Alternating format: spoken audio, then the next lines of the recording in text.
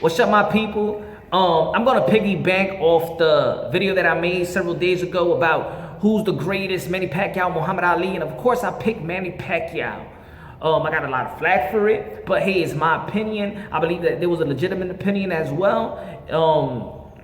I made a legitimate assessment as well. So, hey, if you disagree, we could debate on it. We could talk about it, have a dialogue. You know, you could leave your argument or your point of view in the comment boxes, and we could chop it up. I'm more than happy to always answer and things of that nature. But in this part 2 of it, I want to, touch base on the moral compass of my assessment also, because of course, the character and the morality and the humanitarian efforts that Muhammad Ali and Manny Pacquiao has made is what made them and propelled them to be legendary.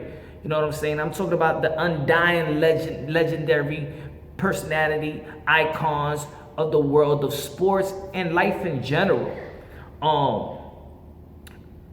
What I like about Manny Pacquiao also, that of course we didn't touch base in details, but like I said, there's going to be a lot of parts to it, especially leading into the fight, because I really want to break down a lot of what Manny Pacquiao has done. Of course, there's a lot of documentaries and there's a lot of stories about Manny Pacquiao, but of course, probably in America, we just show him love when he got a fight or things of that nature. But I think that even as a Filipino star, he is an American icon as well, and probably they don't give him his just due as being the greatest of all time, because maybe a lot of, probably he's not an American.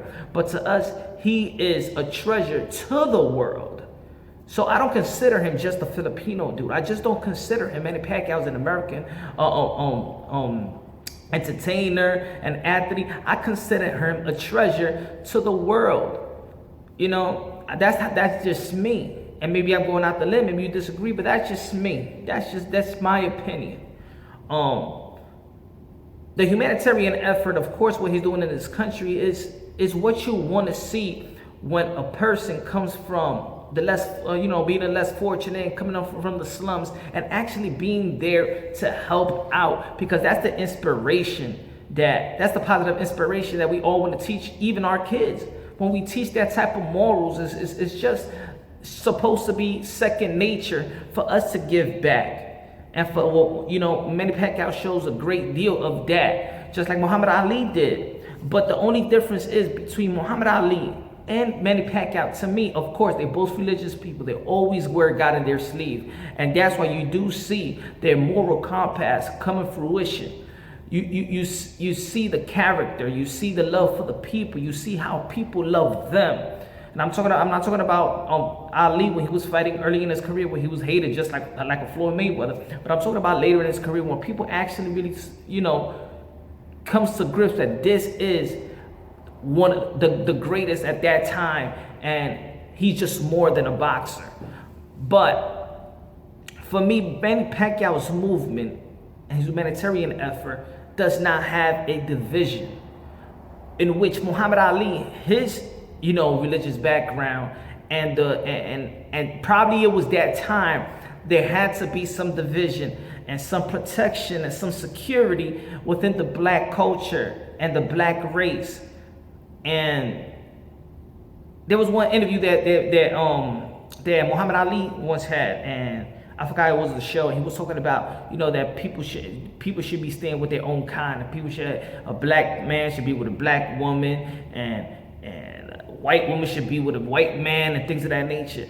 And for me, in my opinion, that's for me some indirectly separatism. It does not unite, because at the end of the day, we are the human race. It's not race here and race there. At the end of the day, we are the human race. So in Manny Pacquiao's movement, you don't feel a separatism. That's why he's so loved by everybody else. I'm talking about in America, the Filipinos, and everybody else in the world. There is no separating what he does. Everything is like when he talks about God and he talks about love and things of that nature, you could relate to it. You could relate to his humbleness. Of course, Manny Pacquiao has made tons of money, purses up to wazoo. But at the end of the day, you don't even like identify Manny Pacquiao with money. You identify him with giving and giving, no matter what no matter how much he got. It does this show. You just look at a person that's so giving. You look at a person that's actually naturally blessed. You look at a person that you can identify him and be like, you know what? A lot of people have this confrontation about, oh, people don't believe in a religion divide people. But you just look at Manny Pacquiao and be like, you know what? Whatever he is and whatever he is touched, man, is good. Is good, and he is blessed. So the morality of Manny Pacquiao is what also make him great. He's likable. He's relatable. And when you're relatable to people, of course they're going to clamp up on you. They clamp on you because your inspiration, you're relatable. It's something that you could reach. If he could do it, I could do it, but it's positive in that way. It's not a bragging motivation. Oh, I got this money, I got this car. Oh, I could do it, you could do it. Look where I came from. Yeah, look at me now. Manny Pacquiao don't got that. And he could easily be like that, but he don't need to. So he relates to the people. He relates to the struggle. His type of fighting, a lot of people say, oh man, Manny Pacquiao had losses and things of that nature. Like I said in my other video, it's not if you win or lose, but it's how you win or lose. Manny Pacquiao, yes, lost, but he has been knocked out cold. But you know what?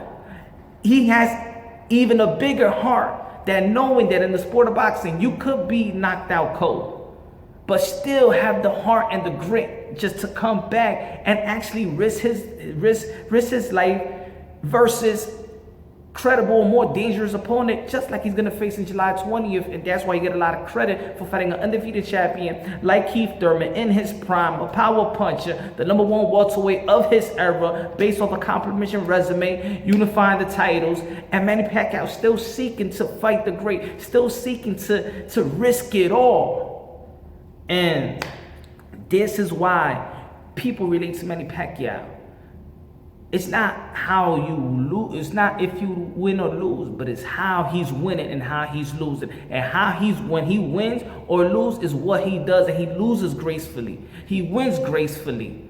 And it's just the human that of Manny Pacquiao that makes him great. And that's going to be my part 2 of Manny Pacquiao. Of course, we got another coming, part 3, and we're going to talk. We're just going to put it all together.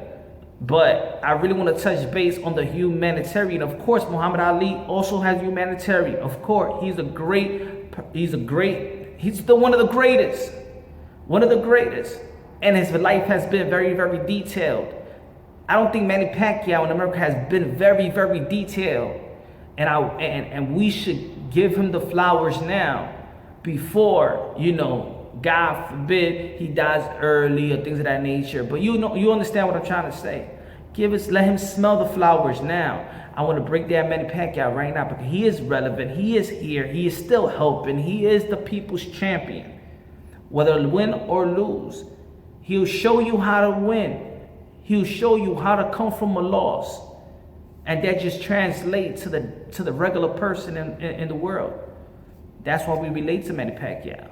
That's why the boxing world needs Manny Pacquiao. And maybe after the July 20th, maybe this is why the legacy of Manny Pacquiao may continue if he gets to win with Keith Thurman. And I don't believe that anybody's going to be disappointed if the legacy still continues.